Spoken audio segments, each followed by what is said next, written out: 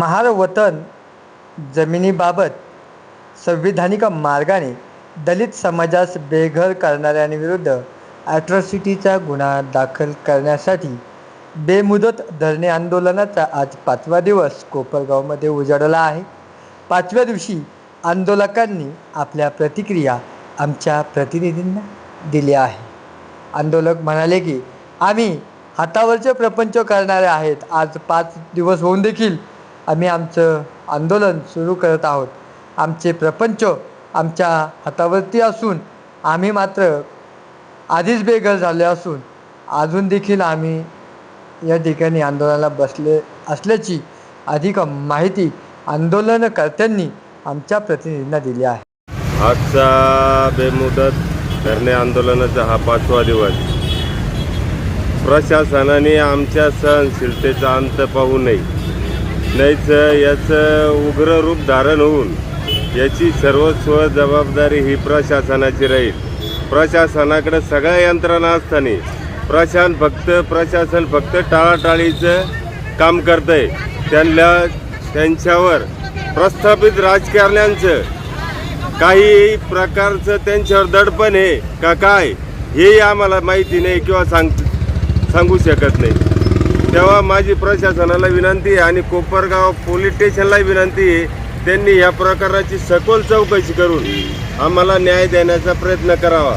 नाही तर काही अनुचित प्रकार किंवा उग्र रूप आंदोलनाने धारण केलं तर याची जबाबदारी कोपरगाव शहर पोलीस स्टेशनची राहील आणि संपूर्ण प्रशासनाची राहील. जय भीम.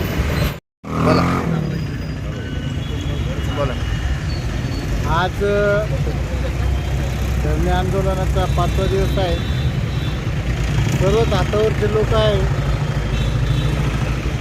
जमीन यांनी घेतल्यामुळं आम्ही हातावरच आलेलो तो विषय नाही, परंतु प्रशासनाच्या जे कायद्याच्या चौकटीत राहून जे काम करायचं आहे तर मला वाटतं आता प्रशासन तसं करत नाही. PI साहेब त्यांना वाटतं हे लोक अज्ञान आहे, यांना काही कळत नाही. अशा प्रकारचं जर त्यांचं स्टेटमेंट येत असेल तर त्यांना मी सांगू इच्छितो तर तुम्ही एकदा दस्ताची शहानिशा करा. जर त्याच्यात काही चुका मिळून आले असेल तर संबंधितावर गुन्हे दाखल करू नका, आणि जर त्याच्यात सत्यता आढळलेला असेल तर तुम्हीच काय DSP साहेब काय पण गृहमंत्र्याला सुद्धा याच्यात गुन्हे दाखल करायला लावू, एवढी आमच्यात ताकद आहे. तुम्ही एक कोपरगावचे पोलीस स्टेशनचे सक्षम अधिकारी आहे. आम्ही तुमच्याकडे आशेचा किरण म्हणून बघितलं जातं, पण याचा अर्थ असा नाही तर आम्ही 5-5 दिवस बसायचं आणि तुम्ही साधं डुकूनसुद्धा बघायचं नाही. याचा अर्थ असा होत नाही. तुमच्यावर त्यांचा दबाव आहे 101% आम्हाला माहीत आहे, पण संविधान दबावाखाली कधी वापरत नाही. कायदा आहे आणि कायद्याचा अंमलबजावणी तुम्हाला करावंच लागणार आहे. आम्ही जर कायदा मोडला तर याची सर्वस्वी जबाबदारी कोपरगाव पोलीस स्टेशनची राहील. मी असं जाहीर करतो. मी कोपरगाव पोलीस स्टेशनला सांगू इच्छितो तर तुमच्यावर जर दबाव असेल तर कायद्याच्या संविधानापुढं मोठं कोणी नाही. म्हणून सोमवारी 11 वाजता आम्ही कोपरगाव पोलीस स्टेशनचे PI यांना संविधानाची एक प्रत त्यांना भेट देणार आहे.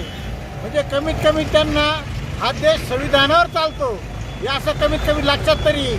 त्याच्यामुळे त्या संविधानात काय कायदा आहे त्याची अंमलबजावणी कशी करायची हे त्यांच्या लक्षात आल्याशिवाय राहणार नाही. जय भीम, जय भारत.